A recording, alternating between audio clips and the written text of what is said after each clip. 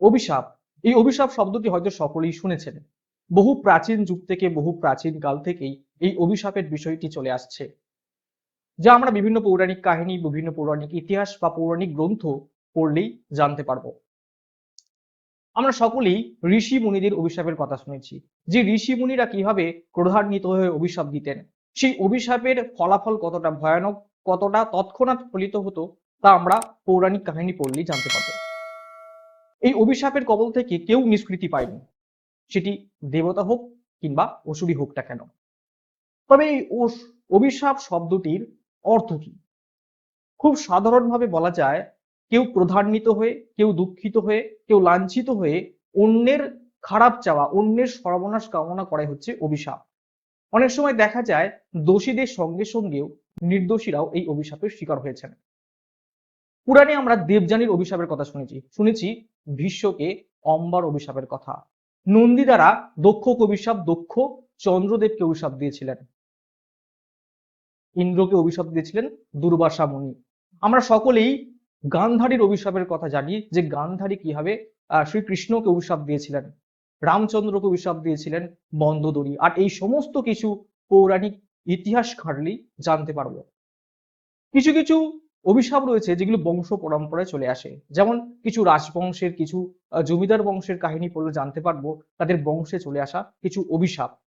আর এরকমই কিছু অভিশাপ হয়তো আপনারাও কম বেশি জানেন। তো এমনই জ্যোতিষশাস্ত্রেও অভিশাপ সংক্রান্ত কিছু বিষয় বর্ণিত রয়েছে।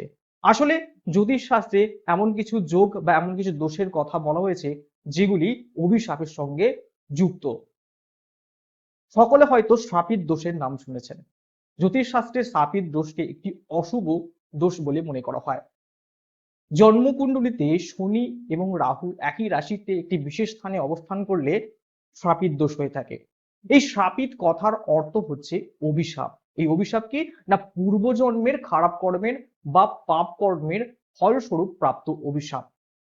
কথিত আছে কেউ কোনো মন্দিরের ক্ষতি করেছিলেন, কেউ মন্দিরকে ধ্বংস করেছিলেন, সেই মন্দিরের ক্ষতি করার কারণে, সেই মন্দিরকে ধ্বংস করার কারণে সেই মন্দিরের পূজারী ক্রোধান্বিত হয়ে অভিশাপ দিয়েছিলেন, যেটি শাপের দোষের মাধ্যমে প্রতিফলিত হয়।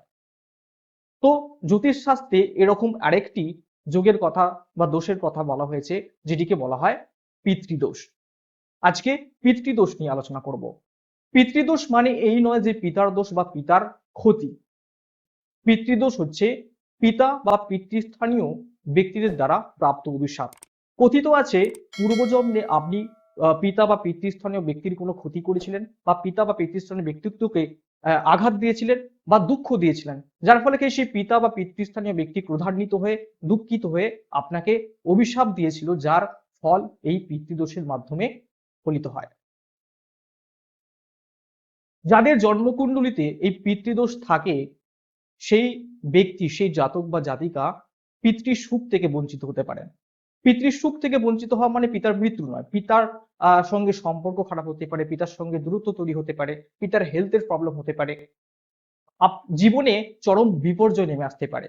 ধরুন আপনি আপনার জীবন খুব আনন্দে কাটছে, খুবই খুশিতে কাটছে, আপনি ভালো ব্যবসা করছেন বা ভালো চাকরি করছেন, অর্থাৎ ভালো উপার্জন করছেন, কিন্তু হঠাৎ আপনার জীবনে কি হয়ে গেল, আপনার জীবন থেকে সুখ আনন্দ সরে গিয়ে আস্তে আস্তে দুঃখের কালো মেঘ জমা হতে শুরু করছে। ব্যবসায় বারবার লোকসান হওয়ার কারণে ব্যবসা বন্ধ হয়ে যাওয়ার উপক্রম হয়েছে, আপনার চাকরি চলে গেছে, যার ফলে আপনি মানসিকভাবে বিধ্বস্ত হয়ে পড়েছেন। আপনি যতটা সুনাম অর্জন করেছেন তার তুলনায় বেশি বদনাম বা দুর্নাম অর্জন করছেন আপনার কৃতকর্মের কারণে। আপনি সন্তান সুখ থেকে বঞ্চিত হতে পারেন, আপনার পারিবারিক জীবনে শান্তি নেই, পারিবারিক অশান্তি লেগেই রয়েছে। আর এই সমস্ত সিমটম দেখা যায় যাদের জন্মকুণ্ডলিতে পিতৃদোষ থাকে। তাই পিতৃদোষকে জ্যোতিষশাস্ত্রে একটি অশুভ দোষ বলা হয়। এই দোষের যথাযথ প্রতিকার প্রতিবিধান করে নেওয়া অবশ্যই প্রয়োজন।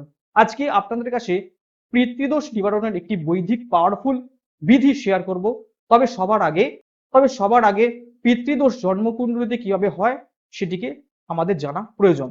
এই পিতৃদোষ নিয়ে বিভিন্ন জন বিভিন্ন রকমের মতামত দিয়েছেন, তবে যেটি বৈদিক বিধি সেটি আপনাদের সঙ্গে শেয়ার করব। জ্যোতিষশাস্ত্রে যে 9টি গ্রহ রয়েছে, এই 9টি গ্রহের মধ্যে যে গ্রহটি পিতা বা পিতৃস্থানীয় ব্যক্তিত্বের প্রতিনিধিত্ব করে, সেই গ্রহটি হলো রবি গ্রহ। বলা হয় রবি গ্রহের উপরে যদি কোনো মেলেফিক গ্রহের প্রভাব থাকে বা অশুভ গ্রহের প্রভাব থাকে, তাহলে নাকি পিতৃদোষের কারণ হয়ে থাকে। তবে এর কিছু বৈদিক নিয়ম রয়েছে। জন্মকুণ্ডলিতে যে 12টি ঘর রয়েছে সেই 12টি ঘরের মধ্যে নবম ভাব হচ্ছে পিতৃভাব।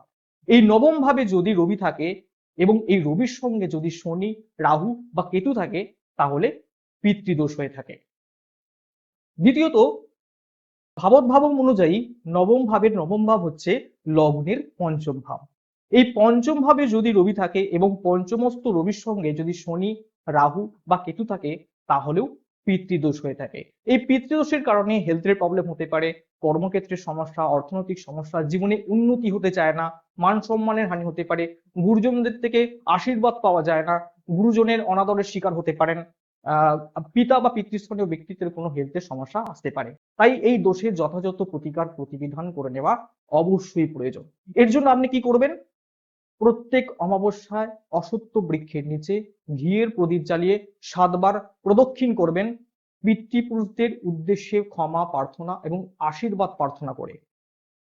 7 বার প্রদক্ষিণ করার পর সেই ঘিয়ের প্রদীপকে আপনি অশ্বত্থ বৃক্ষের গোড়ায় রেখে প্রণাম করে চলে আসবেন। তো এইভাবে এই ক্রিয়াটি যদি আপনি 43 অমাবস্যা করতে পারেন তাহলে দেখবেন আপনার জীবন থেকে পিতৃদোষের অশুভ প্রভাব আস্তে আস্তে দূরে চলে যাবে। পিতা বা পিতৃপুরুষদের আশীর্বাদে আপনি জীবনে উন্নতি করতে পারবেন, আপনার অর্থনৈতিক জীবনে উন্নতি হবে, আপনি জীবনে সফলতা অর্জন করবেন, আপনি জীবনে খুব আনন্দ খুশিতে জীবনযাপন করবেন। আজকে এই পর্যন্ত। ভিডিওটি ভালো লাগলে লাইক, শেয়ার, কমেন্ট অবশ্যই করবেন। চ্যানেলটিকে অবশ্যই সাবস্ক্রাইব করবেন। দেখা হচ্ছে নেক্সট একটি ভিডিওতে। সকলে ভালো থাকুন, সুস্থ থাকুন। নমস্কার।